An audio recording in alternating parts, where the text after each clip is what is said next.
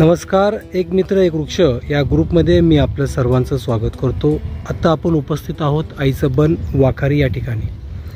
या ठिकाणी लावलेल्या झाडांमध्ये म्हणजे हा ग्रुप नेहमीच एक मित्र एक वृक्ष हा ग्रुप नेहमीच झाडांची विविधता जपत असतो। त्याप्रमाणे समोर लावलेले बूच, पलीकडे आहे ते भोकर, नंतर या ठिकाणी लावलेले हे बकुळ आणि या बकुळीचे झाडाला आलेले सुंदर फुलं आणि त्याला आलेली फळं।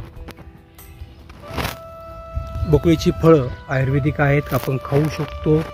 त्याचबरोबर पुढे आलात तर हे एक आपलं आकर्षण ठरलेलं एक पळसाचं झाड आहे। या पळसाला झाडाला आलेली सुंदर फुलं, या फुलातून मोठ्या प्रमाणावर परिसरातील पक्षी मकरंद घेत असतील आणि त्यांची तहान भागवत असेल। आणि हा फुलांचा पडलेला हा सडा थोडंसं पुढं आलं की आपल्याला एक काटेसावर झाड दिसतंय।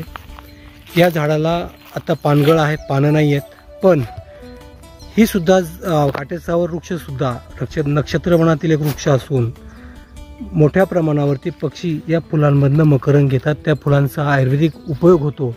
त्याचबरोबर या ठिकाणी लावलेला आहे अर्जुन वृक्ष, खूप मोठं झालं आहे, परिपूर्ण झालेलं आहे। या ठिकाणी अर्जुन झाडाला आलेली ही फळं नक्कीच येणाऱ्या काळामध्ये हे बियांचा वापर करून आपण रोपे तयार करू शकतो।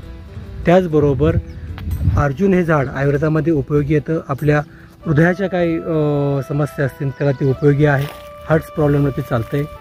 ही साल जी आहे, ही सालेचा वापरसुद्धा आपण या औषधासाठी आपण करू शकतो।